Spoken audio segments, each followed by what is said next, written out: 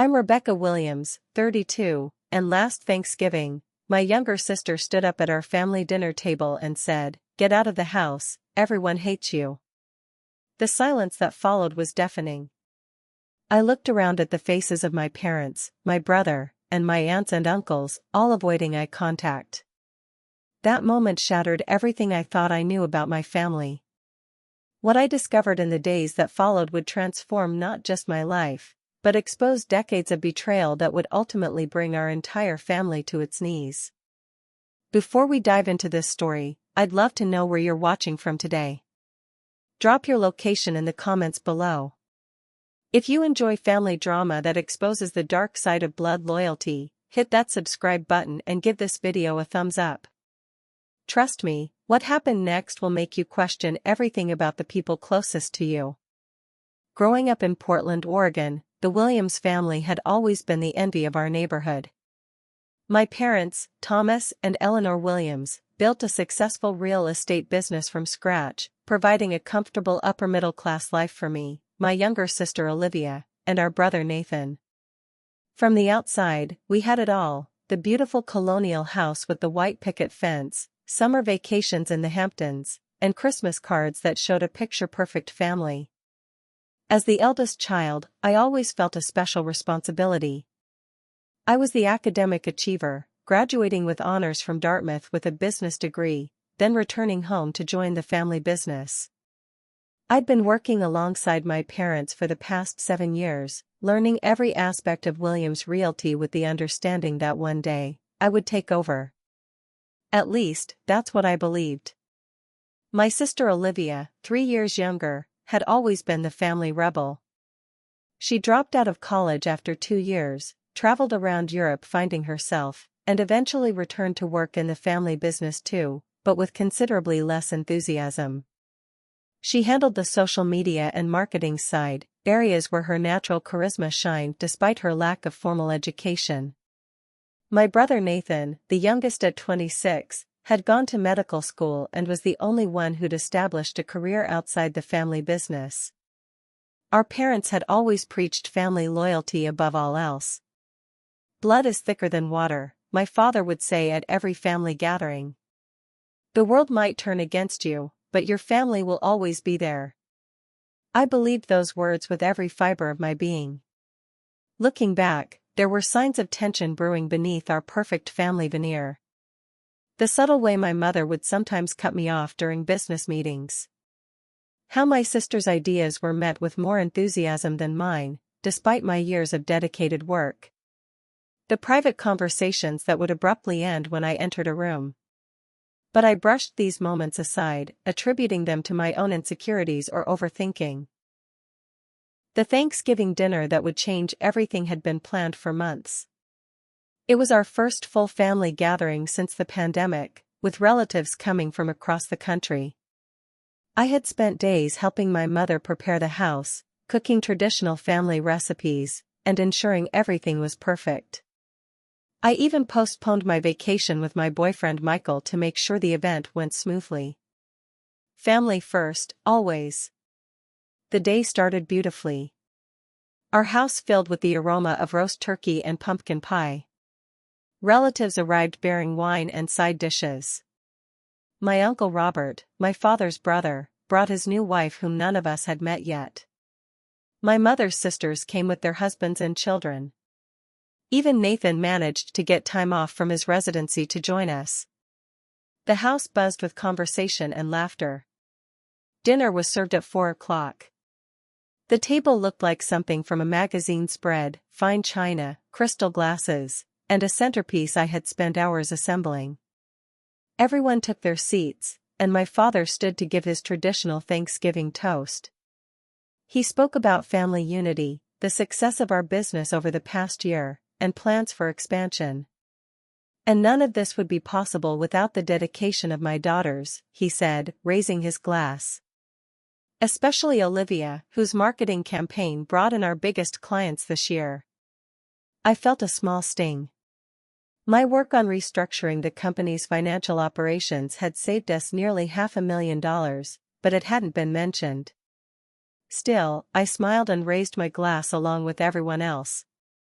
As the main course was served, conversation turned to the business's future. My mother mentioned a new branch office opening in Seattle. "That's exciting," I said, genuinely pleased. "I've been researching the Seattle market for months. The portfolio I prepared should help us hit the ground running." My father cleared his throat. "Actually, Olivia will be heading the Seattle office.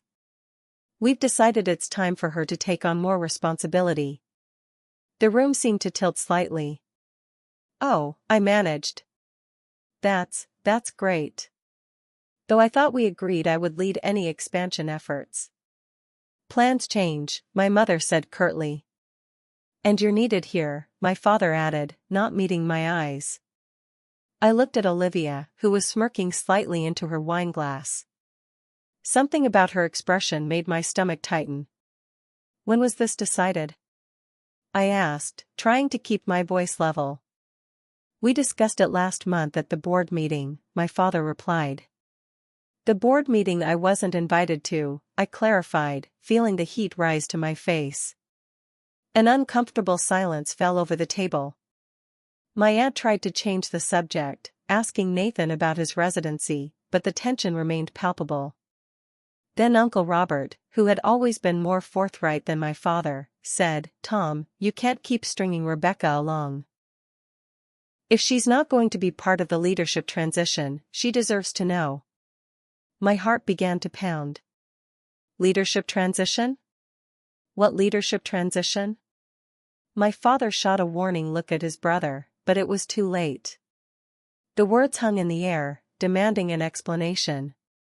"We're restructuring the company," my mother finally said. "Olivia will be taking over as CEO next year. We've been planning it for some time." The room spun. 7 years of 60-hour work weeks, of cancelled vacations and postponed life plans, all with the understanding that I was being groomed for leadership. "And when were you planning to tell me?" I asked, my voice barely above a whisper. My father looked uncomfortable. "We were waiting for the right time." "The right time," I repeated. "And what about my shares? The ownership stake you promised me?" Another uncomfortable silence. My mother busied herself rearranging food on her plate. "The ownership structure has been revised," my father finally said. "You'll retain your current position and salary, of course." The betrayal was so profound I couldn't process it. "So I get nothing? After everything I've contributed?" "You get a comfortable job that many would envy," my mother snapped. "Stop being dramatic." That's when Olivia, emboldened by wine and the clear support of our parents, stood up and delivered the line that would change everything. "Just get out of the house, Rebecca. Everyone hates you anyway." The silence that followed Olivia's outburst was absolute. Even the clink of silverware ceased. I looked around the table, waiting for someone, anyone, to defend me. But all I saw were lowered eyes and uncomfortable expressions. Not even Nathan, who had always been my ally, spoke up. I pushed back my chair and left the table without another word, grabbing my coat and keys. As I drove through the streets of Portland, tears blurring my vision, I called the one person I trusted completely, my boyfriend Michael. "I'm coming over," I told him, my voice breaking. "Everything's fallen apart." At Michael's apartment, I poured out the whole story: the Seattle position, the leadership transition, Olivia's cruel words, and the family's silent complicity. Michael, an attorney who had always been skeptical of my family's dynamics, listened without interruption. "I've been telling you for years that they're exploiting you," he finally said. "But even I didn't expect them to be this callous." "I don't understand," I said, pacing his living room. "What did I do to deserve this?" "You didn't do anything," Michael said firmly. "But I think it's time we found out what's really going on." The next morning, still reeling from shock, I returned to my condo and found 3 voicemails, one from my father, one from my mother, and surprisingly, one from Uncle Robert. My parents' messages were similar. I had overreacted, I'd embarrassed the family by leaving, we needed to talk when I'd calmed down. But Uncle Robert's message was different. Rebecca, there are things you need to know. Things I should have told you years ago. Meet me at Riverside Cafe at 2 p.m. if you want the truth. At the cafe, Uncle Robert looked nervous, constantly glancing around as though afraid of being seen. When I sat down, he pushed a folder across the table. "What's this?" I asked. "Evidence," he said grimly. "Your parents have been systematically cutting you out of the business for years. They've been transferring your rightful shares to Olivia through a series of shell companies." I opened the folder with trembling hands. Inside were bank statements, transfer records, and company documents with highlighted sections. The evidence was irrefutable. While I had been working myself to exhaustion, my parents had been secretly dismantling my position in the company. "Why?" I whispered. "Why would they do this?" Uncle Robert's expression was pained. "It goes back years, Rebecca. Your mother never forgave your father for his affair 25 years ago." I stared at him, uncomprehending. "What affair?"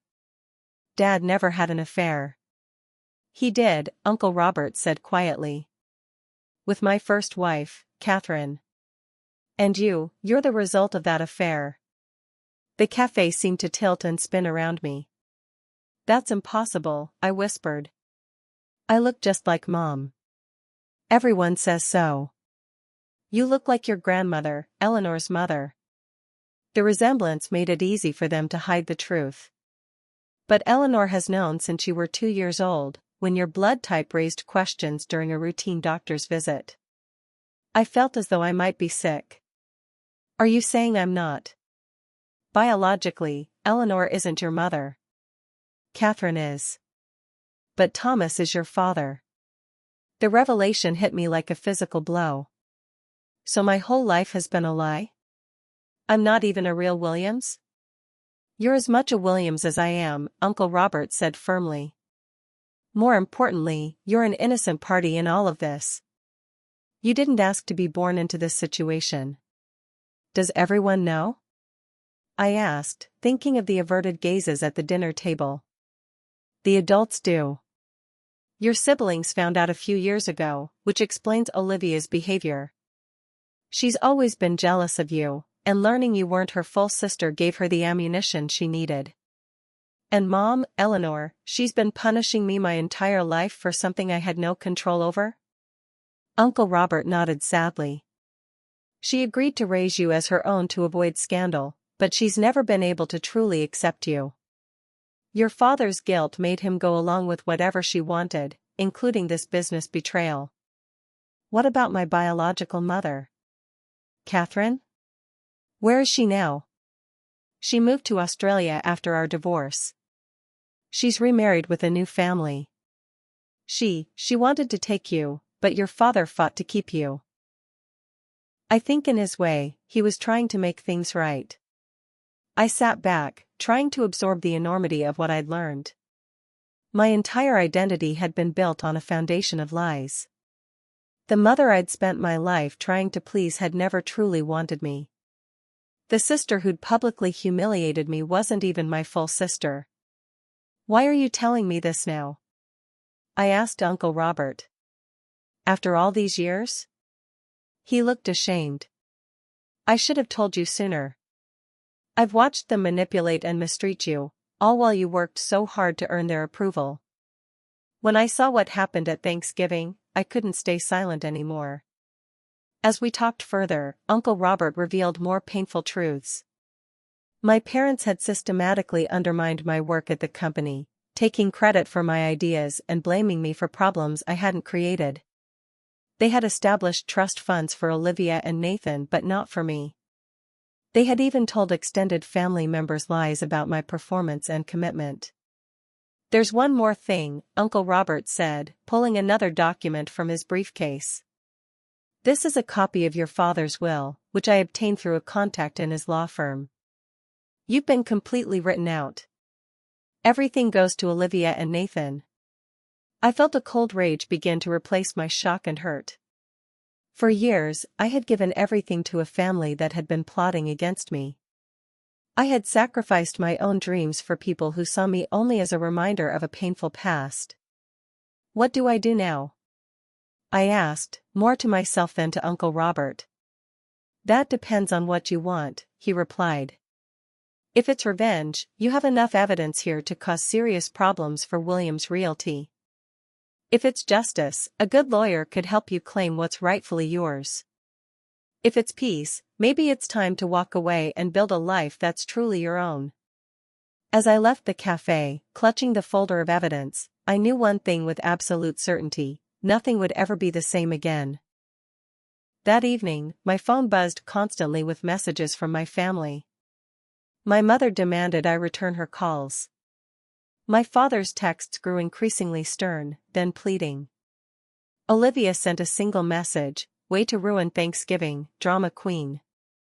Nathan alone seemed genuinely concerned, asking if I was okay and if we could talk. I ignored them all. I needed time to process what I'd learned and decide on my next steps.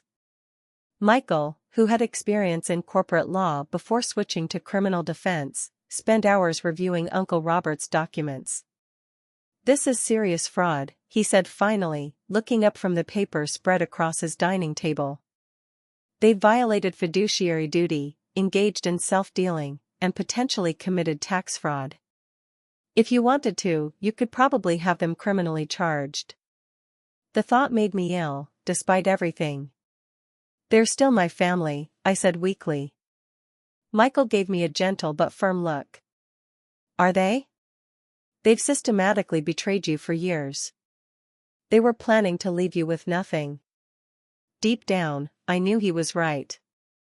Blood relation or not, a real family wouldn't treat one of their own this way. I spent the next day researching my options.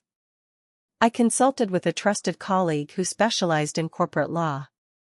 I reached out to Catherine, my biological mother, finding her on social media. I drafted multiple plans of action, weighing the consequences of each. 3 days after Thanksgiving, I finally agreed to meet with my parents. I chose a neutral location, a private room at a downtown restaurant, and insisted that Uncle Robert be present. My parents arrived looking both angry and concerned. My father started speaking as soon as they sat down. "Rebecca, this behavior is completely unacceptable. You've worried your mother sick." I looked at Eleanor, not my mother, I reminded myself, who indeed looked pale and tired. But there was no warmth in her eyes, only calculation. "I know everything," I said calmly, placing Uncle Robert's folder on the table.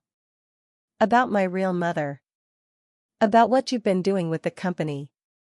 About being written out of the will." The color drained from my father's face. Eleanor's expression hardened. "Robert had no right," she began.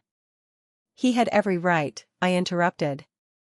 "Someone needed to tell me the truth. Someone needed to be on my side." "We've given you everything," my father said, his voice rising. "A good home, the best education, a position in our company." "A position you've been systematically undermining," I countered, pulling out specific documents. "These transfer records show how you've been diverting company assets that should have been partially mine. These emails discuss ways to limit my authority without my knowledge." My father looked trapped. Eleanor just looked angry. "What do you want?" she asked coldly. "Money? Is that it?" "I want what's rightfully mine," I replied. "And I want answers.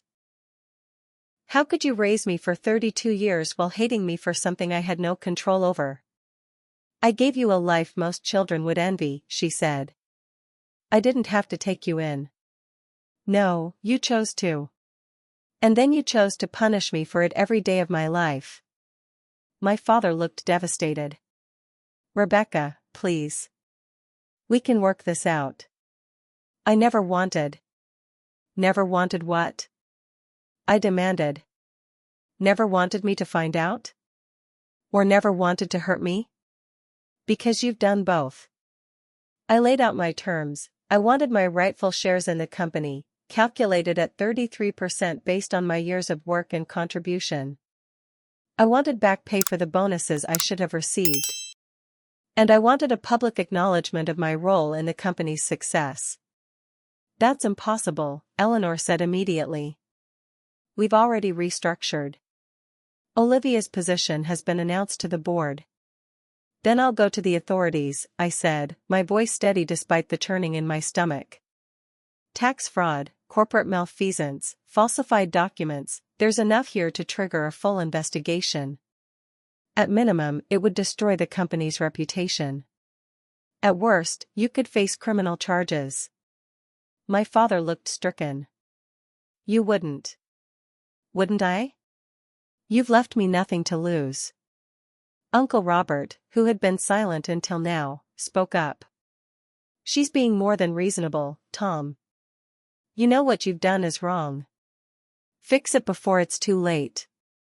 A tense negotiation followed. My father vacillated between anger, pleading, and bargaining. Eleanor remained coldly opposed to any concessions. But I held firm, making it clear that I was prepared to take legal action if necessary. Finally, after nearly 3 hours, we reached an agreement. I would receive 25% ownership in Williams Realty. I would be named Chief Financial Officer with clearly defined authorities that couldn't be overridden without board approval. A significant back payment would be made to compensate for years of underpayment. And a new succession plan would be created that treated all 3 siblings equitably. We'll need to discuss this with Olivia and Nathan, my father said wearily as the meeting concluded. That's your problem, not mine, I replied. You created this situation. You can deal with the fallout. As they left, my father turned back. Rebecca, regardless of how this happened, you are my daughter. I do love you. I looked at him, this man who had been both father and betrayer. If that's true, you've had a strange way of showing it. Alone with Uncle Robert, I let out a long breath. Do you think they'll honor the agreement? They won't have a choice, he said. I've made copies of all the evidence. If they try to back out, the consequences will be severe. That night, I sat on my balcony, watching the lights of Portland and reflecting on the decision I'd made. I hadn't chosen the path of pure revenge, though part of me had wanted to. I hadn't walked away, though that might have been easier. I had chosen to fight for what was mine, to demand recognition and respect. It wasn't the happy family reconciliation I might have once wished for. But it was something more important, justice. And for the first time in my life, I wasn't seeking anyone's approval but my own. The fallout from my confrontation with my parents was swift and explosive. Within 24 hours, Olivia was calling me, screaming about how I'd ruined everything. Nathan requested a meeting, saying he wanted to understand my side of the story. Extended family members began taking sides, with battle lines quickly forming between those who felt I was justified and those who believed I was tearing the family apart. The most dramatic reaction came from Olivia. She showed up at my condo unannounced, pounding on the door until I opened it. Her face was flushed with anger, her eyes red from crying or drinking, possibly both. How dare you, she spat, pushing past me into the living room.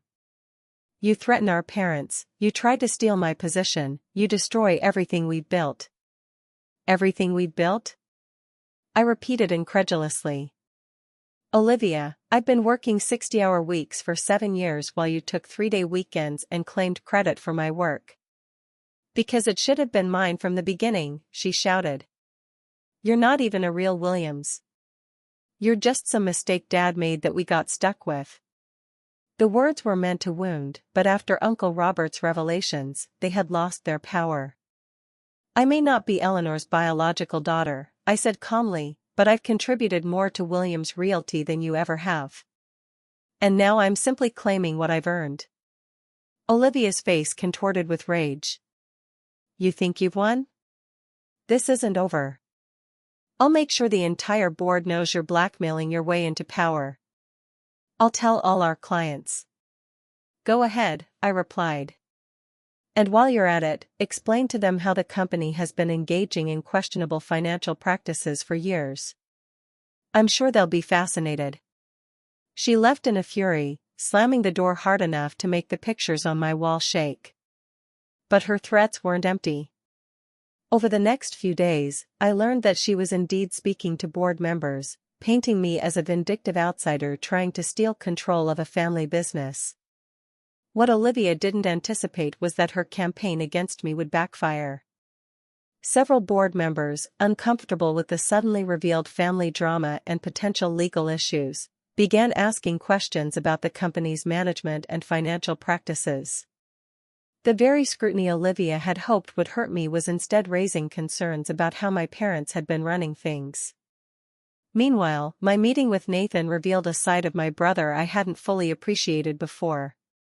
We met at a quiet cafe near his hospital, and unlike Olivia, he listened more than he spoke. "I've known about your biological mother since I was in college," he admitted. "Mom, Eleanor, told me when she was angry about something you'd done. She thought it would turn me against you." "Did it?" I asked. He shook his head. "It just made me sad. And confused. You were always just my big sister. Finding out we shared only half our DNA didn't change anything for me." "Then why didn't you ever say anything? Why didn't you stand up for me at Thanksgiving?" Nathan looked ashamed. "I've always been the peacekeeper. It was easier to stay quiet, to focus on my own life away from the family business. I convinced myself it wasn't my battle."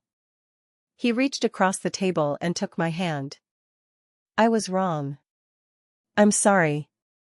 His support meant more than I could express, but it didn't solve the growing crisis at Williams Realty. News of the family conflict had begun to leak to competitors and clients. My parents were struggling to maintain a united front, with my father seemingly wilting under the pressure while Eleanor remained coldly determined to minimize my role despite our agreement.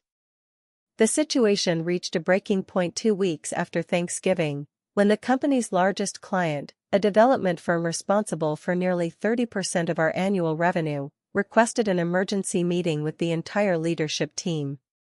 The meeting was tense from the start. Richard Harmon, the developer's CEO, cut straight to the chase. "I've been hearing concerning things about leadership conflicts and potential financial irregularities at Williams Realty. Before we move forward with our new project, we need clear answers about who's actually running this company and whether its finances are sound." My father tried to downplay the situation, presenting a picture of harmony that couldn't have been further from the truth. Eleanor spoke about a minor family disagreement that had been resolved. Olivia claimed her position as future CEO was secure. I sat silently, watching this performance with growing disbelief. Finally, Richard turned to me. "Rebecca, you've handled our account for years. What's your take on all this?" I could feel my family's eyes on me, silently warning me to maintain the facade. In that moment, I had a choice: continue the lies that had defined our family for decades, or break the cycle with honesty. "The truth is, Mr. Harmon, we're in the midst of a significant transition," I said carefully. "There have been some internal disagreements about succession planning and management roles. But," I added, looking directly at my father, "we're working through them with transparency and accountability. My role as CFO is now clearly defined, with the authorities needed to ensure proper financial oversight." Richard studied me, then looked at each member of my family. "Transparency and accountability," he repeated. "That's exactly what we need from our partners." He turned back to my father. "Tom, I've known you for 20 years, but I've worked most closely with Rebecca. Moving forward, I want her as our primary contact. If she's satisfied with the company's direction, we'll proceed with the new project." The shock on my family's faces would have been comical under different circumstances. My father nodded stiffly, Eleanor's lips pressed into a thin line, and Olivia looked as though she might explode. As we left the meeting, the tension was palpable. Once we were alone in the conference room, Eleanor turned on me. Are you happy now?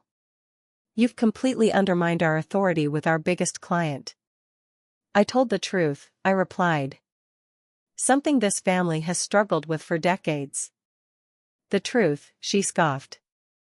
The truth is you're using this situation to grab power you haven't earned. That's enough, Eleanor, my father said wearily. He looked suddenly older, the weight of decades of deception visibly heavy on his shoulders. Rebecca is right. The lies have gone on too long, and they're destroying everything we've built. That evening, my father called an emergency board meeting. To everyone's surprise, including mine, he announced a complete restructuring of the company leadership. I would become co-CEO alongside Olivia, with clearly delineated responsibilities. My father would remain as chairman of the board but step back from day-to-day operations. And most shocking of all, Eleanor would retire immediately.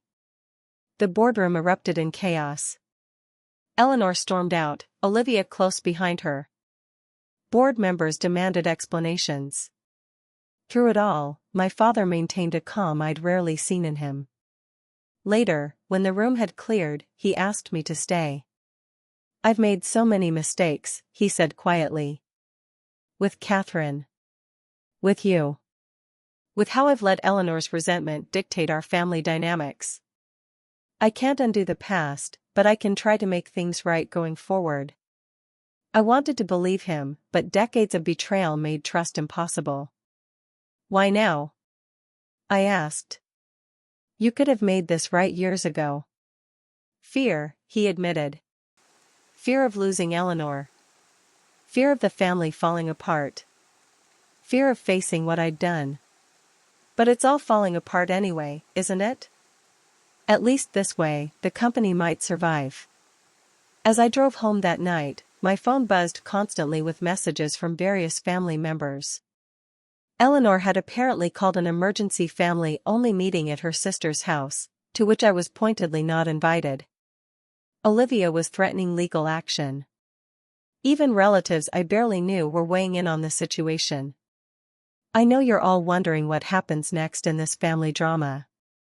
The turning point I just described changed everything, not just for me, but for everyone involved. Before I continue with how my sister and mother responded to my father's decision, I'd love to hear your thoughts. Have you ever discovered a family secret that changed your perception of your entire childhood? Leave a comment below. And if you're finding this story of family betrayal and justice compelling, please hit that like button and subscribe to my channel for more real-life dramas that prove truth is often stranger than fiction. Now, let me tell you about the absolute chaos that followed. The next few weeks were some of the most challenging of my life. Eleanor had effectively declared war, refusing to accept her retirement and using her considerable influence with longtime employees and board members to undermine my new position. Olivia, while officially my co-CEO, sabotaged me at every turn, forgetting to invite me to important meetings and contradicting my directives to staff. The company began to suffer. Employees, confused by the conflicting leadership, became hesitant and unproductive. 2 mid-level managers resigned, citing the toxic environment. Another major client put their contract renewal on hold, waiting to see how the internal conflict would resolve. My father, who had momentarily shown backbone in the board meeting, reverted to his pattern of conflict avoidance. He came to the office less and less, claiming health concerns, leaving me to navigate the battlefield alone. In this darkest moment, help came from unexpected quarters. First was Nathan.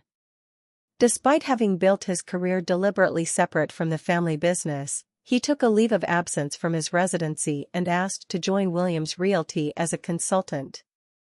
I'm not interested in real estate as a career, he explained over coffee. But I am interested in not seeing our family's legacy destroyed by pettiness and decades-old grudges. With his outsider perspective and natural diplomatic skills, Nathan became an invaluable buffer between the warring factions.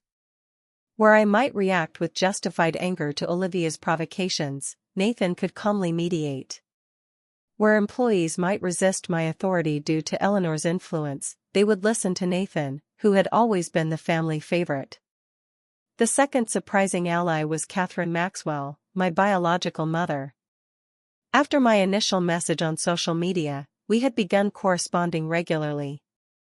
When I explained the current situation, she offered to fly from Sydney to Portland. "You don't have to do that," I told her during a late-night video call. "This isn't your mess to fix." "You're my daughter," she said simply. "I've missed 30 years of your life. I can't miss this too." Catherine arrived the following week. Meeting her in person was surreal, like looking at an older version of myself. We had the same eyes, the same smile, even similar mannerisms.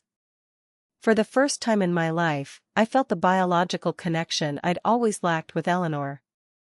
But Catherine hadn't come just for an emotional reunion. She had been a corporate attorney before her retirement, and she had come prepared for battle. She reviewed all our company documents, identifying numerous legal vulnerabilities in how Eleanor and my father had structured things. "If this goes to court," she told me bluntly, "they'll lose badly. The question is whether you want to put everyone through that." The third and most surprising ally emerged during a crisis that might otherwise have been the company's breaking point. Williams Realty had been in final negotiations for a major commercial development, a project that would have secured our financial position for years. But the client, unsettled by rumors of our internal strife, was considering walking away. The night before the final presentation, I was working late at the office, desperately trying to salvage the situation, when Uncle Robert arrived with a guest, Olivia. "This is an intervention," Uncle Robert announced. "You two are going to talk, really talk, for the first time in your adult lives." Olivia looked as unhappy about this as I felt. But with the company's future hanging in the balance, we reluctantly agreed. What followed was 4 hours of the most honest conversation we'd ever had. Initially hostile, the discussion gradually revealed truths neither of us had fully understood. "I've resented you my entire life," Olivia admitted after we'd exhausted our immediate grievances. "You were always the smart one, the responsible one, the one Dad bragged about to his friends." "That wasn't my experience at all," I countered. "From my perspective, you were the one everyone actually liked, Mom especially. You had freedom I never did. While I was working myself to exhaustion, you were living the life I wished I could have. Because that was the only way I could compete. I couldn't match your perfect grades or your work ethic, so I had to be the fun one, the creative one." As the night progressed, a clearer picture emerged. We had both been pawns in a dysfunctional family system. Eleanor had subtly encouraged Olivia's resentment of me while simultaneously holding me to impossible standards. My father had heaped pressure on me as atonement for his guilt while allowing Olivia the freedom he wished he could give me. "They really did a number on us, didn't they?" Olivia said as dawn approached, both of us exhausted but clearer-headed than we'd been in years. "They did," I agreed. "The question is, do we let them keep doing it?" We decided we didn't. Together, with input from Uncle Robert, we developed a presentation for the commercial development client that played to both our strengths. I handled the financial projections and risk assessments, while Olivia presented the creative vision and marketing strategy. We presented as a united front, two leaders with complementary skills rather than competitors. The client signed the contract that afternoon. News of our successful partnership spread quickly through the company and the local business community. The narrative began to shift from William's family in turmoil to William's sisters revolutionizing family business. Several employees who had been considering leaving decided to stay, intrigued by the new direction. Eleanor was furious. She saw our alliance as the ultimate betrayal, especially from Olivia, who had always been her loyal supporter. She escalated her behind-the-scenes campaign, now targeting both of us equally. My father, meanwhile, seemed increasingly detached, spending more time at their vacation home in Bend than at the office or their Portland residence. When he did appear, he looked haggard and conflicted. As Olivia and I began to cautiously build a working relationship, I found myself in the strange position of actually feeling sympathy for my sister. She had been as much a victim of our parents' dysfunction as I had, just in different ways. "Do you think we could ever actually be friends?" she asked me one evening as we finished a long strategy session. "Not just business partners, but real sisters?" I considered the question carefully. "I think we could try. We've both been playing roles our whole lives. Maybe it's time to figure out who we really are, without mom and dad's influence." That conversation marked a turning point, not just for the company, but for our family's entire dynamic. The Williams siblings, two by blood and one by circumstance, were forming a united front. And with Catherine's legal expertise and Uncle Robert's unwavering support, we were finally in a position of strength. But Eleanor wasn't finished with us yet. And as we would soon discover, she had been harboring secrets far darker than anyone suspected. Just as Olivia and I were finding our footing as co-CEOs, Eleanor made her most devastating move yet. During a quarterly financial review, I discovered discrepancies in our accounts, significant sums that couldn't be accounted for in normal operations. At first, I suspected simple mismanagement or perhaps even Olivia attempting to undermine me again. But as I dug deeper, with Catherine's help, a far more troubling picture emerged. Eleanor had been systematically siphoning company funds into offshore accounts for years. "This goes beyond family squabbles," Catherine said grimly as we reviewed the evidence in my condo. "This is embezzlement. Possibly tax evasion too." "How much are we talking about?" Nathan asked. He had become an essential part of our impromptu investigation team. "At least $2 million, I said, still in shock at the discovery. "Maybe more if we go back further." "She always said she was protecting the company's future," Olivia murmured, looking pale. "I thought she meant from competitors, or from," she glanced at me apologetically, "from you taking control." "Not this." We faced an impossible dilemma. Reporting Eleanor's actions would likely lead to criminal charges against our mother/stepmother. It would also create a public scandal that could irreparably damage Williams Realty's reputation. But ignoring it meant being complicit in her crimes. "We need to confront her," I decided finally. "Give her a chance to explain before we decide next steps." We arranged to meet Eleanor at my parents' home, ensuring my father would be present as well. What we didn't anticipate was that Eleanor had somehow gotten wind of our discovery. When we arrived, we found her and my father in the midst of a heated argument.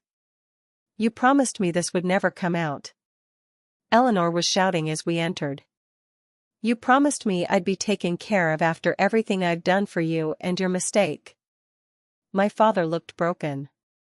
When he saw us, his expression shifted from anger to resignation. "You found the accounts," he said. It wasn't a question. "You knew?" I asked, stunned by this additional betrayal. "Not until recently," he admitted. "When Eleanor was forced out of the company, she told me everything.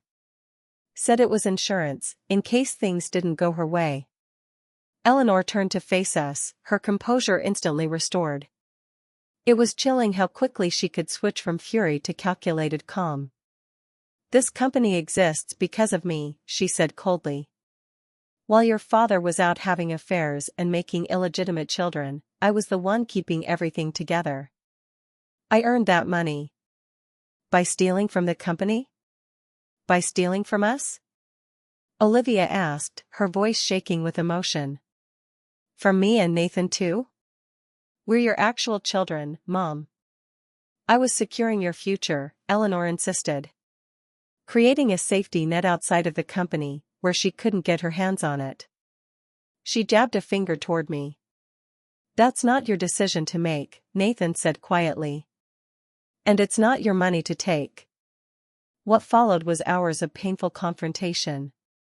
Eleanor refused to acknowledge any wrongdoing, maintaining that her actions were justified by my father's betrayal and my supposed threat to the family legacy. My father vacillated between defending Eleanor and pleading with us to find a solution that wouldn't destroy what remained of our family. "There's something else you should know," Catherine said during a lull in the arguments. She had remained mostly silent until now, an observer to our family's implosion. "I've been doing some additional research into the company's history." She placed a folder on the coffee table. "Eleanor didn't just start embezzling recently. It goes back at least 20 years. And there's something else." She looked directly at my father. "The initial investment to start Williams Realty didn't come from your savings, did it, Thomas?" My father seemed to age years before our eyes. "Catherine, please." "It came from my inheritance," Catherine continued, addressing me and my siblings. "Money left to me by my grandparents that disappeared around the time your parents' company was founded. Money I never knew what happened to, until now." This revelation stunned us all into silence.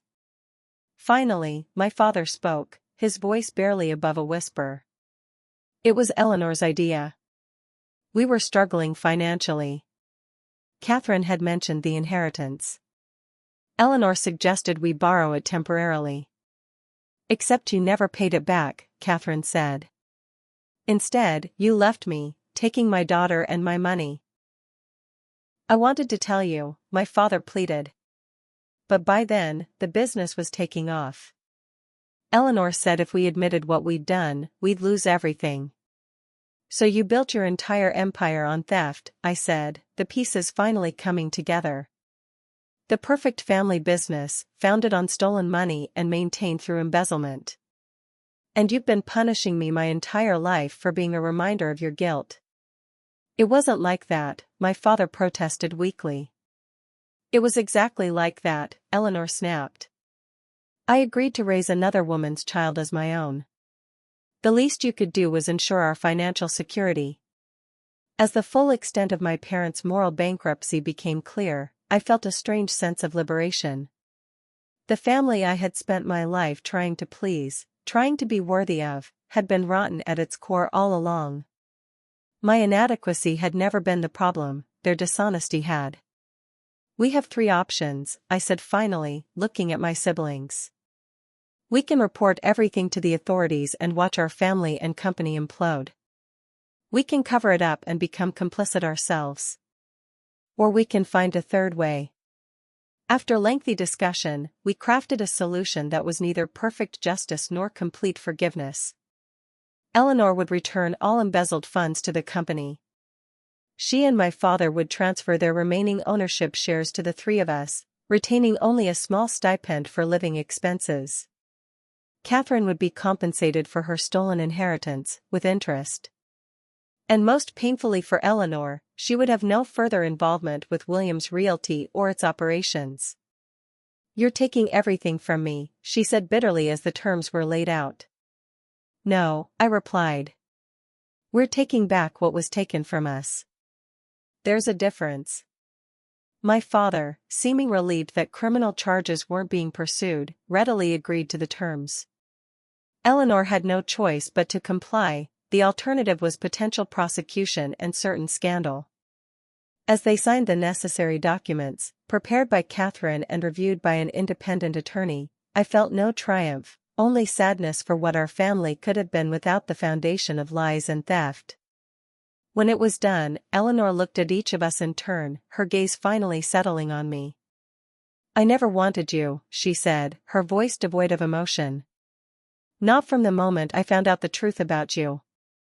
Everything I did was to protect my real children from you." "I know," I replied simply. "But they're not your real children anymore. They're just themselves. And I'm just myself. And none of us needs your protection or your poison." With that, we left my childhood home, the 3 siblings and Catherine, united not by blood or legal ties, but by the truth we'd fought to uncover. 6 months after the confrontation with my parents, Williams Realty had been transformed.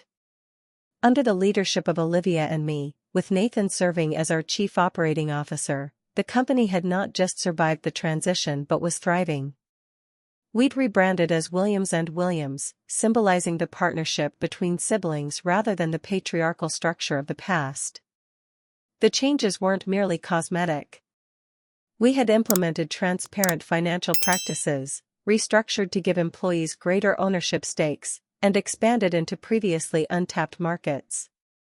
Richard Harmon, impressed by our honest handling of the family crisis, had introduced us to his network of developers, leading to several lucrative new contracts. My relationship with Olivia had evolved in ways I never could have imagined. While we weren't best friends, too many years of resentment and competition couldn't be erased overnight. We had developed a genuine respect for each other's strengths and a shared commitment to building something better than what our parents had created.